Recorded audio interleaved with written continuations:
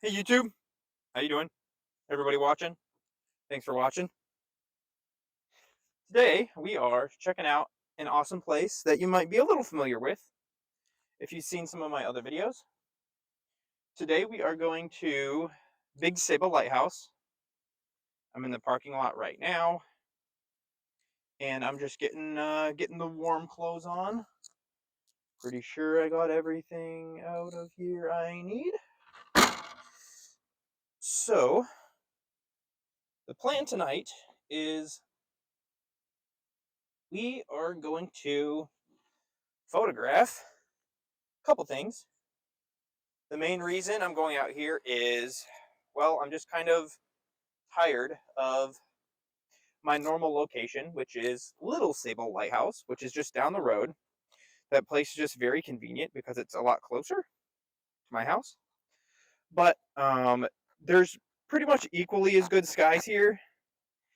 Man, I have horrible luck with zippers. Like, just absolutely abysmal. This zipper's broken, my backpack zipper's broken, and this zipper's broken. Man.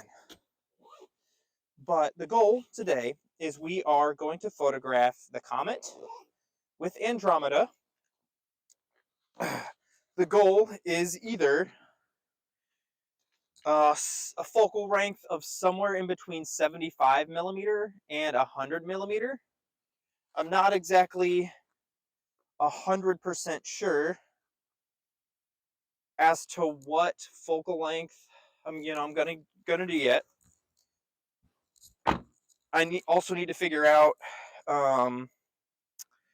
what tracker I'm going to use, because I am going a little bit wider than I was originally planning, which was going to be 135.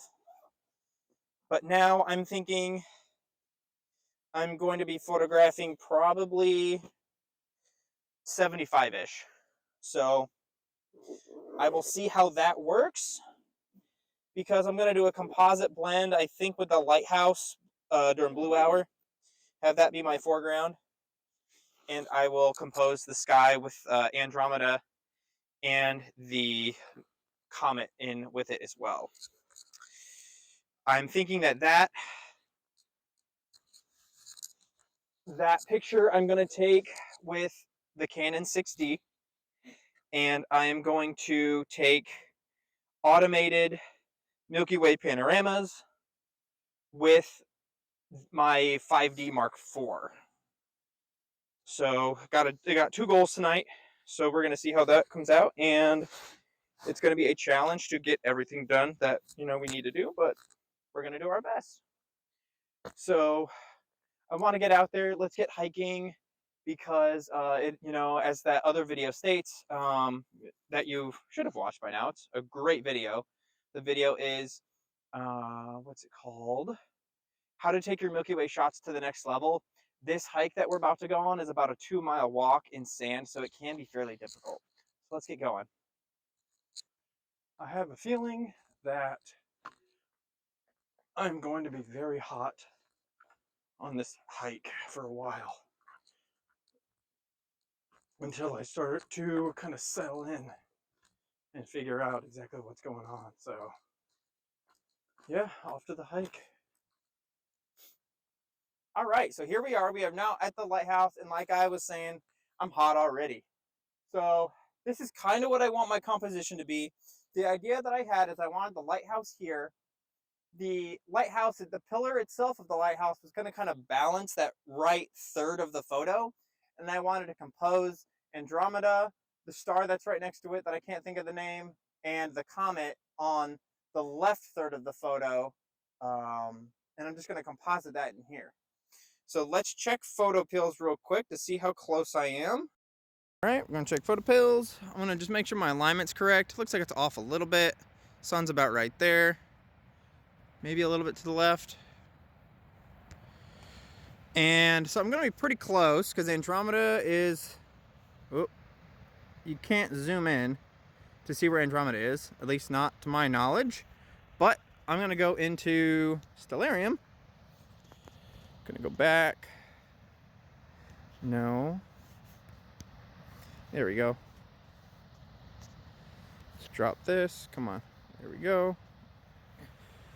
Okay. Let's do this again to realign. Oops. There we go. Oh, come on. Come on. I'll start over. Open it up again. Here we go. Oh my God, it's still not working. Why are you doing this?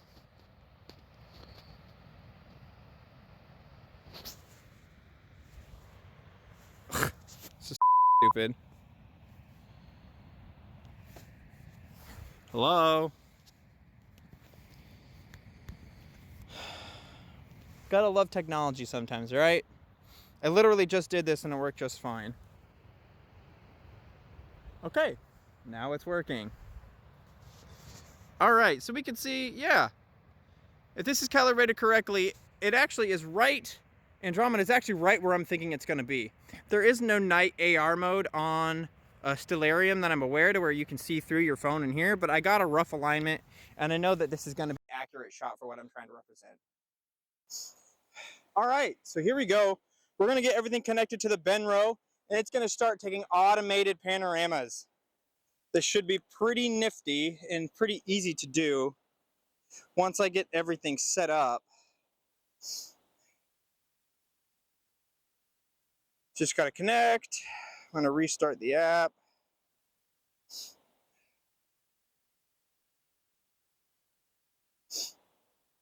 Hopefully I'm not too late. It would definitely be faster just to do a nice wide angle shot of everything. I might switch to the 14mm that I'm currently filming with.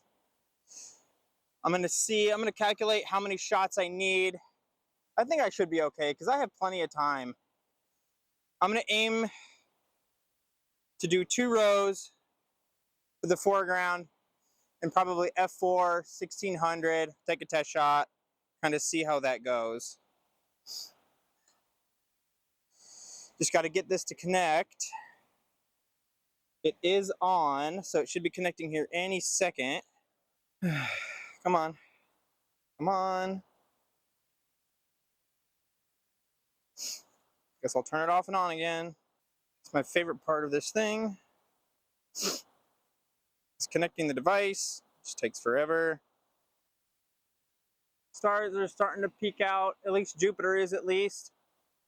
So that's nice. Yeah, we got Orion kind of coming out. We had a couple nice stars. Of course, this doesn't want to freaking work. Well, this has been quite the fun night. I have finally got the Benro set up.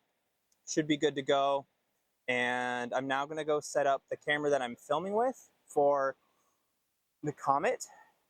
And hopefully that will be good because I'm going to be using the move, shoot, move. So this is going to do its thing on its own. I've figured out some settings. I'm not 100% confident they're going to work, but I'm hoping they will, and I'll be able to work with them in post. So right now the settings I have set with are ISO 1600 f4 in a 30-second exposure. All right, I got myself a nice, really solid piece of land right here. So I'm going to go ahead and set up right here. This light sucks. Let's go fix that.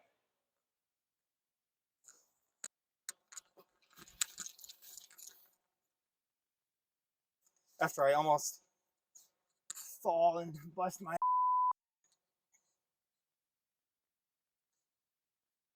This is a lot taller than I thought. I have to get a big stick to get it down. Let's make sure I can find a stick first. Tons of them around.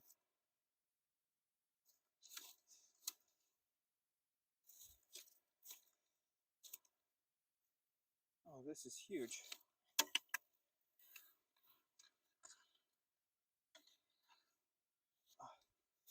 Yeah, this should totally work.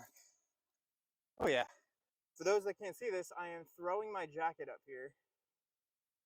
I'm not sure how I feel about that. This fleece jacket's kind of cold, but kind of not. So once I put my gloves on, I'll see. And if I do get really cold, I will, get my jacket down. But first things first is I have to somehow land my jacket on this light.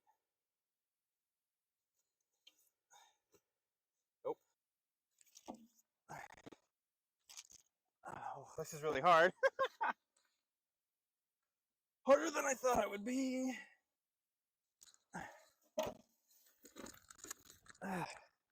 Almost got it. I wonder if I could put it on there with the stick. Oh, this might work.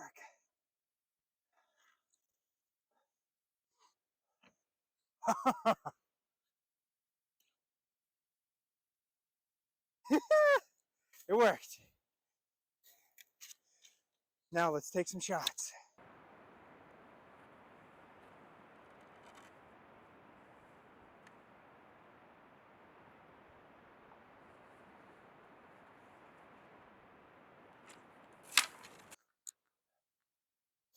Well, as you can see, this lighthouse is well lit.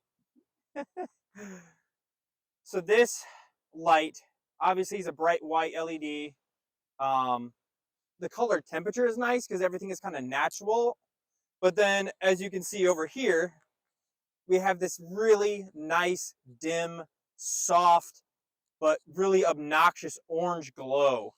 So I have actually been taking a insane amount of panoramas because I am not sure I'm going to be able to recover the highlights and get the details in the shadows, because I've just taken a myriad of different exposure bracketing to try and get enough detail in the shadows and still preserve the highlights. And I will have to do some sort of HDR blend for the panorama. So it's going to be a heck of a challenge to get this foreground correct. So now I am going to find a nice spot to go take the sky away from all the nasty lights. And let's go get started with that.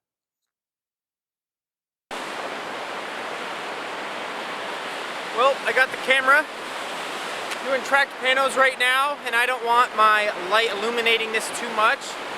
But let's get maybe trying some 300mm Orion shots with the move, shoot, move here since I have it out. And yeah, let's get started. All right, Benro, we got to talk. Your product, incredible. When it works, it is so good. It's unreal how amazing these shots are. Especially compared to your competitors, the technology that's in this thing is just insane. It's awesome. But you need to provide the people that purchase your product for $1,000 the correct equipment to use it. Because I've used it 3 times and now it is completely broken because of the adapters I've needed to purchase to use it for my camera. I unplugged it, the cable, plugged it back in, and it something just didn't feel right plugging it back in. It just didn't feel right. I can't explain it. It didn't snap in. You just kept pushing it in, and I was waiting for that snap in place, and it never happened. So now I'm looking at it, and it won't snap in at all. And it won't register my cameras plugged into the Polaris at all. So now the adapter that's inside the Polaris is completely broken. So when it works, oh my god, it's worth every penny. But I've literally used this thing 3 times in every big trip I've gone on. And if you're watching this now, you've probably and hopefully watched my previous video where the adapter itself broke. And I could not use the Polaris the entire trip onto Comet Falls. And now I have it here, and I got my shot, and I went to replug it back in to do something else, and it completely broke the Polaris. So thanks for sticking around for this video, and I hope you enjoy these shots that are going to be a pain in the butt to edit. So thanks. I really appreciate you guys sticking around to the end of the video after that little rant there to check out the pictures, but man, the frustration was real. And as you can see here, this is not Orion, and this is actually the Rosette Nebula that I was tracking at around 200 millimeters, and guess how much data I got on it? Any guesses? Throw a little guess in the comments before I tell you here. But This is a whopping 5 minutes of data on my unmodified camera. The lens pretty much immediately after I set it up started to fog up. So I only got about 5 minutes of data, but I'm happy that I was even able to just frame it because it's really a challenging subject to just find, especially with an Astro modified camera without something that's like a go-to mount or anything like that. So here's a tiny little Rosette Nebula for you. Next up, we have the blend of the Comet and Andromeda I was talking about, and here is the lighthouse as well. So this was the shot I took during Blue Hour, and at first I really hated this shot. Now I don't hate it so much, but I'm still not happy with it because it's just not what I was going for, and I give it like a 5 out of 10 if I were to give it on a scale of 1 to 10, but I think Andromeda came out pretty good. The Comet came out okay. The stars are okay. What I actually did is I did a starless blend technique where I took out all the stars. I edited Andromeda and the Comet the best I could, and then I blended back in the stars for the photo. And of course, I just said that this was a Blue Hour, so then I tried to blend the scene together and match all the colors and whatnot and make it look realistic. But I do like the story behind the image. It's like a wandering traveler with a light kind of looking up toward the lighthouse, and Andromeda and the Comet, which is overall pretty cool image. Just unfortunately, I wasn't able to put it together to the quality that I really wanted to. I may have had another foreground image that was maybe 1% better. The whole, running gag was me throwing my jacket on the light back there, and I took one more panorama with my 14 millimeter, and I had planned on shrinking the sky panorama down to fit the 14 millimeter foreground panorama, but I ended up merging the 28 millimeter panorama that I took without my jacket on the light. And to be honest, the 14 millimeter pano hardly looks any different. So in reality, the only thing that's not there are the little star spikes from the lens flare from the light itself, but otherwise it looks the exact same. So I'm super duper happy with the way that this image came out. And like most of my shots, if there's anything that's really obstructing the sky, I do move my tripod to get those objects out of the way. So behind where that big white light is, there's a beach, and I did go down there to take my sky shot just to get everything out of the way, and it turned out really good.